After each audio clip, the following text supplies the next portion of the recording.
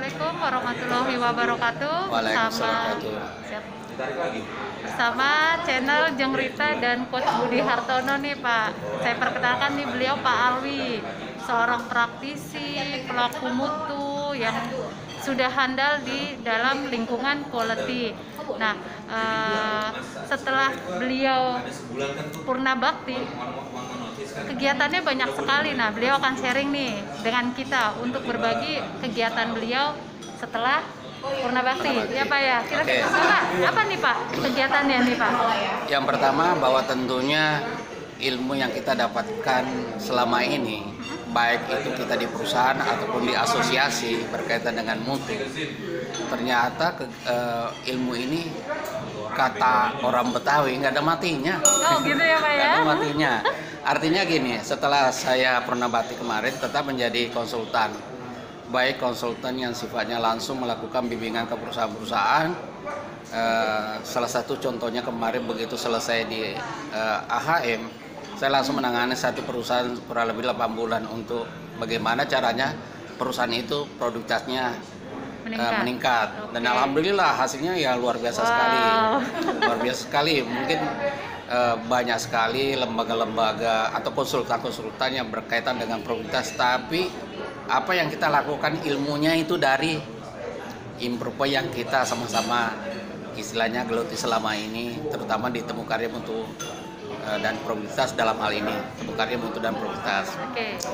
Lantas pekerjaan apa lagi? Nah, saya coba mengimplementasikan ilmu ini dalam mengelola sekolah. Artinya gini, bagaimana kita mengelola sekolah itu seperti halnya dengan mengelola suatu perusahaan. Nah, itu. Jadi insya Allah besok ada rencana 2 sekolah. Saya akan masuk karena itu. Jadi sistem pengelolaan SMK berbasis total quality management.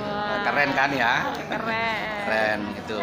Jadi setiap kegiatan yang dilakukan di dalam stakeholder yang ada di dalam organisasi dalam hal ini, itu semua harus jelas tujuannya. Salah satu contohnya begini, misalnya ada guru matematika, belajar matematika sebenarnya kepentingannya apa?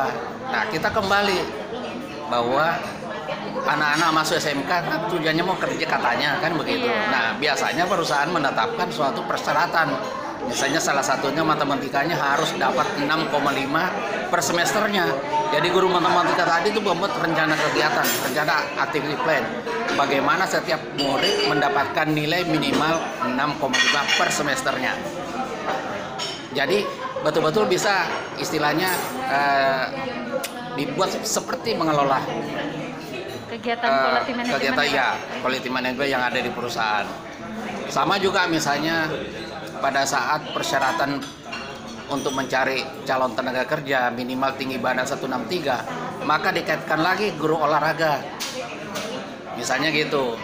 Ada kalanya juga kita mencari misalnya bagaimana calon-calon tenaga kerja ini punya disiplin, punya tanggung jawab. Itu dilatih dengan dibentuk kelompok-kelompok di sekolah. Membuat suatu tugas, setelah itu dipresentasi, diadakan debat. Nah, hal itu seperti juga yang kita lakukan di Temu Karya Mutu dan Produktivitas. Nah, itu cara mengaplikasikan seperti itu. Kurang lebihnya kayak gitu. Dan ada lagi yang saya lakukan ini di situasi kondisi pandemi yang katanya serba sulit. Alhamdulillah saya memaknainya bahwa sulit itu dari kita. Kalau kita mengatakan itu mudah ya mudah. Kalau kita mengatakan sulit ya sulit. Jangan pernah jadikan situasi kondisi keadaan itu jadi masalah. Tapi kitalah yang menyikapi terhadap kondisi keadaan itu. Cari solusi ya Pak ya? Harus ada solusi. Salah satu contohnya di bulan Oktober kemarin saya membuka suatu usaha yang berbeda dengan backgroundnya saya, tetapi kita bisa berkolaborasi dengan teman-teman yang punya kemampuan atau kompetensi. Nah, kemarin saya misalnya buka suatu usaha kesehatan namanya Pobita, psikoholistik bekam, terus timung sama acupressure. Jadi kita jadikan satu namanya Pobita. Orientasinya apa? Sebagai alternatif untuk melakukan perawatan pencegahan sebelum mereka ke dokter. Nah, yang kemarin yang menarik adalah awal November saya buka lagi pemancingan. Nah, pemancingan ini juga berbeda dengan ilmu yang ada, tapi cara berpikirnya kita dapatkan dari kita belajar improvement, yaitu PDCA, kira-kira gitu. seperti itu. Oke, mungkin sedikit Pak Alwi yang Ya. bisa kita tangkap bahwa kegiatan inovasi dan improvement itu bisa diterapkan di mana saja, bisa, Betul. dan juga bisa diterapkan ketika kita sudah purna bakti pula ya Pak ya, bisa Betul diterapkan sekali. di mana-mana. Mungkin segitu saja dulu Bapak Baik, sharingnya. Terima kasih banyak Sama-sama, waktunya. Bu. Beliau ini adalah orang praktisi yang cukup handal. Alhamdulillah sampai sekarang masih bisa sharing. Oke Sobat Mutu, jangan lupa channel kami Jengrita dan Coach Budi Hartono, subscribe, like, and comment, dan share juga. Demikian akhir kata kami sampaikan salam. Wabillahi taufiq wal hidayah. Wassalamualaikum warahmatullahi wabarakatuh. Waalaikumsalam.